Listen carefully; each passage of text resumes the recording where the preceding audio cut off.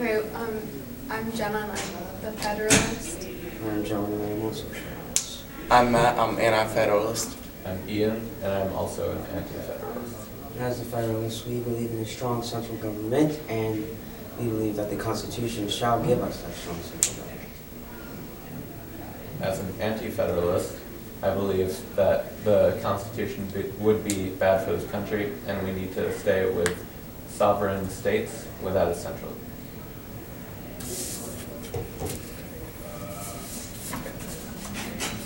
So, right now, taxes are already too high. They're causing people to be imprisoned because they can't pay them, and the Constitution would raise these taxes to a point higher than they already are, and the 16th Amendment would ease the process. The State of the State and the State of the Union both point out how lower taxes have stimulated the economy. If we plan to avoid events like Shays' Rebellion in the future, we need to stay with lower taxes, and the Constitution does not permit. We think that the government has to enact taxes so that we can perform our duties such as protecting citizens. So raising taxes would be better overall for the country since we are using that money to serve for our people. You're just going to turn off the camera. Supremacy clause. Okay, so the issue with the supremacy clause is that it would undermine the authority that is invested in states, and it would give Congress totalitarian power. National government would trump state government, and state decisions would be virtually meaningless. Necessary and proper clause would actually worsen the problem, and it gives Congress more unwritten power. Well, the only thing the necessary and proper clause actually gives Congress is the power to make the laws right and fit for execution. And if sovereignty were to happen in the government, it could easily be overrun by another branch. Okay, a Bill of Rights needs to be enacted. Rights cannot be implied or inherent. They must be strong and enumerated. A bill must be created. The State of the Union address points out how LGBT Americans have not been treated equally.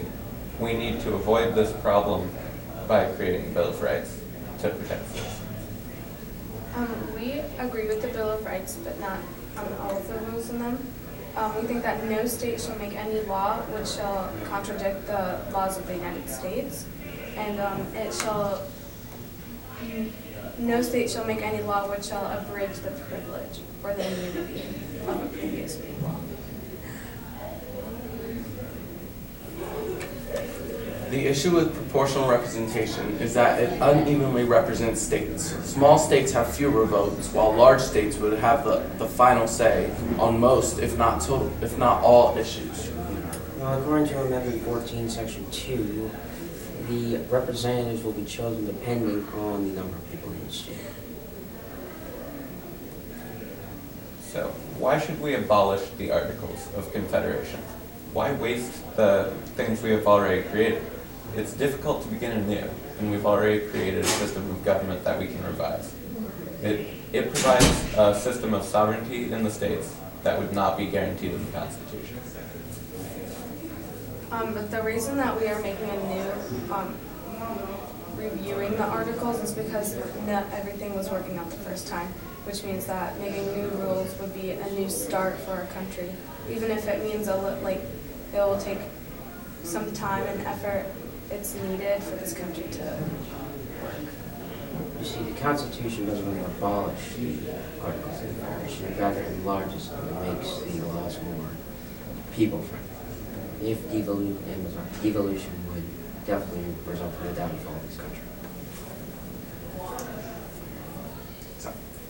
The problem with the 13th Amendment and abolishing slavery in the entire United States is that the economy that the South is relying on would be totally demolished. Without slave labor, individual traders are forced to pay their workforce, resulting in limited production. We think that slavery can still be used as a punishment, but we do not believe in it in general.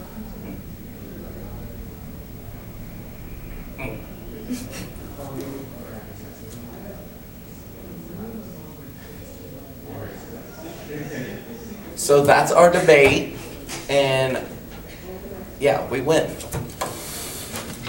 No, we don't. Well, technically,